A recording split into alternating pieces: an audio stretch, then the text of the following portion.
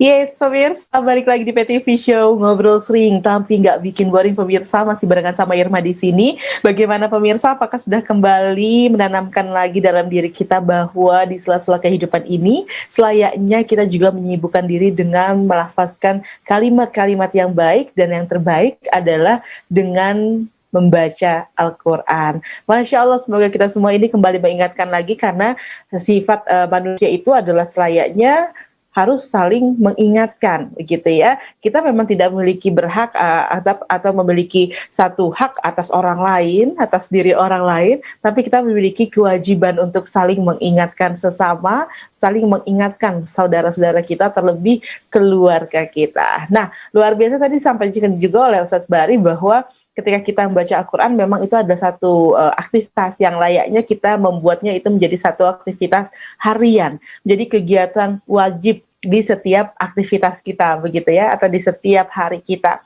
Namun tadi disampaikan juga bahwa pun belum mengerti makna Al-Quran pun, atau sebisa-bisanya bagaimanalah membaca Al-Quran gitu ya, karena mungkin ada orang-orang yang sudah lancar, ada yang belum lancar, ada yang pandai tajwidnya dan lain sebagainya, ada yang sudah benar dan belum benar makharijul hurufnya dan lain sebagainya, ada yang pandai dengan nagomnya dan lain sebagainya. Tentunya semua itu akan memiliki nilainya di mata Allah Subhanahu wa Ta'ala. Yang paling penting adalah membaca dulu, mulai dulu, begitu ya. Nah, Ustaz, tadi kan kalau untuk mempelajari Al-Quran, karena tadi Ustaz juga sempat menyampaikan sebaik-baiknya kamu adalah yang mempelajari Al-Quran dan mengajarkannya. Nah, Pak Ustaz sendiri ini juga mengajarkan Al-Quran kepada anak-anak atau kepada siapa nih Pak Ustaz nih? Ya, kebetulan di sini kita dari anak-anak prasekolah ya sampai ada yang mahasiswa juga gitu ya. Jadi kalau untuk anak-anak memang kita perkenalkan bagi mereka yang belum sekolah itu di antara 4 tahun sampai 5 tahun ya, kita mengenalkan huruf-huruf Al-Quran dulu seperti mungkin baca Iqra dan sebagainya ya. Juga belajar nulis huruf-huruf hijaiyah. Satu hal yang penting mereka mengenal terlebih dahulu dengan huruf-huruf hijaiyah. Nah, bagi mereka yang anak-anak yang sudah SD, SMP, SMA, bahkan juga ada yang perguruan tinggi, ya tentunya dilihat dari kemampuan mereka. Cuman yang menjadi prinsip kami di sini adalah yang penting baca dulu. Baca supaya mereka ada kegembiraan dan ada keinginan terus untuk membaca Al-Quran. Tinggal nanti kami, saya beserta istri, ya, memang mengajar mereka semua itu ya tujuannya untuk supaya mereka istiqomah untuk membaca Al-Quran. Bukan hanya sekedar ketika mereka harus mengaji di tempat kami, tapi juga dimanapun mereka berada, baik di rumah atau mungkin di sekolah ataupun tempat-tempat lainnya, mereka gemar untuk membaca Al-Quran. Tinggal nanti jika mereka memang ada yang belum paham cara membacanya atau mungkin hukum tajwidnya, di sini kita kasih fasilitas untuk mempelajarinya dan juga mengajarkannya kepada mereka. Cuma yang jadi prinsip kami itu, prinsip saya, mereka gemar aja dulu membaca. Ya, nanti sambil berjalan mereka kita ajarkan bagaimana cara membaca yang baik dan benar sesuai dengan ilmu tajwidnya. Seperti itu, Kak Irma. Oke, luar biasa sekali ya. Pada prinsipnya adalah bagaimana membuat gemar. Karena kalau orang sudah ketagihan, sejauh apapun akan diluangkan waktunya ya. Kayak kita kalau ketagihan satu makanan nih, sejauh apapun, semahal apapun tetap kita beli ini Pak Ustaz ya. Sama dengan membaca Al-Quran. Kalau kita sudah ketagihan, maka kita akan sangat-sangat mengejar waktu. Bahkan kita memberikan waktu, kita menyisihkan waktu, bukan hanya mengisi waktu. Ini luar biasa sekali ya. Pak Ustaz, tapi kalau gimana sih sebenarnya cara mengajarkan Al-Quran kepada anak? Tadi kan Pak Ustaz juga udah sampaikan ya, sebenarnya dengan mengenal huruf hijaiyah dulu. Nih untuk para orang tua nih yang ingin mengajarkan anak-anaknya, ini bisa dimulai dari usia berapa dan apa dulu yang harus diperkenalkan kepada anak-anaknya tersebut? Baik, kalau untuk belajar mulai dari kapan sebenarnya kita sudah banyak diajarkan bahwa ketika bayi dalam kandungan pun itu sudah diajarkan. Ya. Artinya seorang ibu untuk mengajarkan anaknya dimulai dari ibunya sendiri untuk membaca Al-Quran. membiasakan diri. Ketika kehamilannya semakin lama semakin besar, dia semakin giat untuk membaca Quran, membacakan Al-Quran di di kandungannya gitu ya. Terus lahir juga, ketika anak itu lahir diperdengarkan juga Al-Quran sambil diajarkan, walaupun tuh anak belum bisa bicara, tapi ada bagian yang sangat sensitif yaitu pendengaran. Jadi ketika orang tuanya membaca Quran, maka anaknya secara langsung akan mendengarkan bacaan dari orang tuanya, terutama dari ibunya. Oleh karenanya mungkin persiapannya adalah ibunya harus pandai, gitu. Ibunya harus pandai membaca Quran, ibunya harus pandai mempelajari Al-Quran, karena dia harus mempersiapkan diri untuk generasi penerusnya. Karena ibu adalah al-umum madrasatul ula. Ibu adalah sekolah yang utama. Artinya sebelum nanti belajar dengan yang lain, maka ibu harus lebih dulu mengajarkan kepada anak-anaknya. Insya Allah ketika nanti anak itu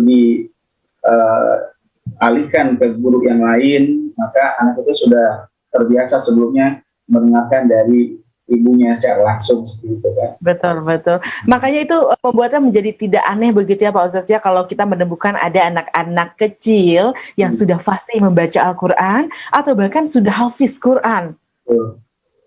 Iya, betul. Karena memang sudah dipersiapkan sama orang tuanya sedini mungkin ya. Jadi nggak instan, ya nggak instan. Jadi semuanya sudah direncanakan dan didesain mungkin orang tuanya, sehingga menghasilkan anaknya seorang hafiz dan hafizah di umur yang amat sangat muda, gitu. Dan mungkin ini juga bisa jadi motivasi buat kita, ya, bahwasanya jangan sampai, mungkin kondisi saat ini banyak orang tua, mungkin yang saya alami juga, banyak orang tua yang hanya menyerahkan anaknya untuk mengaji, untuk belajar Quran, tapi di sisi lain orang tuanya tidak ikut belajar.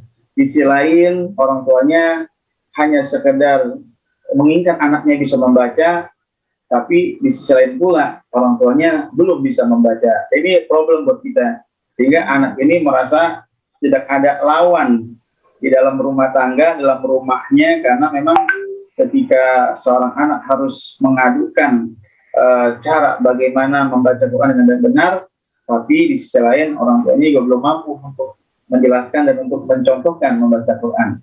Ini salah satu problem untuk kita seperti itu yang kita hadapi saat ini, gitu. Betul sekali. Ini pasti menjadi satu fenomena juga begitu ya Pak Ustaz ya, karena memang sejatinya adalah mulailah dari diri kita sendiri. Gitu. Selain kita menginginkan sesuatu, dan memang ini mungkin sudah banyak juga dipelajari dengan ilmu-ilmu umum gitu ya. Ketika kita menginginkan sesuatu, maka kita juga harus menciptakan lingkungan itu. Ya, ketika kita ingin melakukan hal atau ada satu hal yang ingin kita capai, maka kita juga menyesuaikan lingkungannya. Sama halnya ketika kita menginginkan anak-anak kita menjadi anak-anak yang berbakti, yang bisa mengaji dengan baik, maka ciptakanlah lingkungan itu. Lingkungan apa? Lingkungan yang ada dalam keluarganya, pemirsa, yaitu adalah juga mempersiapkan orang tuanya. Jadi sebenarnya ini dengan seperti ini maknanya adalah tidak ada batasan bagi seseorang untuk mempelajari ilmu Al-Quran ya Pak Ustaz ya? Iya. Jadi tidak ada batasan, karena kan memang dari mulai buayan ibu sampai kita ke liang lahat, ya, itu prosesnya begitu panjang. Yang penting ada kegigihan, ada konsisten dalam menuntut ilmu, khusus mempelajari Al-Quran, sehingga apapun kondisinya, bagaimanapun kemampuannya, karena memang niat untuk belajar, maka dia jalani gitu dengan baik. Mungkin saat ini kondisinya berbeda, karena banyak orang-orang yang ketika mau belajar tapi kemampuannya memang belum mumpuni, masih belum bisa, atau mungkin ingin belajar dari nol, cuma karena rasa malunya yang amat sangat tinggi, ya, jadi sehingga mengalahkan kemampuan dan keinginan untuk belajar seperti itu. Itu yang dialami saat ini. Jadi kalau seandainya mereka mau ngaji, mereka bertanya dulu pada teman-temannya. Nih ibu-ibu nih ya, ibu-ibu kalau dia mau ngaji, maka dia bertanya itu kepada temannya. Nanti kira-kira kalau ngaji disuruh baca atau enggak gitu. Ya. Mereka takut duluan. Betul. Sehingga sekarang kondisinya bagaimana kita mengajarkannya itu harus benar-benar melihat keadaan. Ya. bukan keadaan yang harus melihat kita, tapi sekarang kita yang melihat keadaan. Betul. Karena kondisi sudah berbeda. Yang penting satu, sekarang mereka mau duduk aja dulu. Mereka mau duduk, mereka mau ikut bergabung. Sebab nanti suatu saat ketika mereka udah istiqomah, duduknya istiqomah dengan bergabungnya, maka kita yakin Allah Subhanahu wa taala memberikan hidayah di situ. Sehingga mereka ada keinginan untuk belajar. Sehingga mereka terkoreksi dengan pelajaran yang saat itu kita laksanakan, seberapa kemampuan dia dalam baca Quran, seberapa keinginan dia untuk baca Quran, sehingga ada motivasi sedikit demi sedikit menjadi timbul dalam dirinya, sehingga istiqomah hidupnya, istiqomah belajarnya, dan ada keinginan untuk membacanya seperti itu, Pak. Insya Allah. Karena memang sejatinya ya Pak Ustadz ya, Allah pasti akan memberikan yang terbaik kepada setiap hambanya yang dibutuhkan.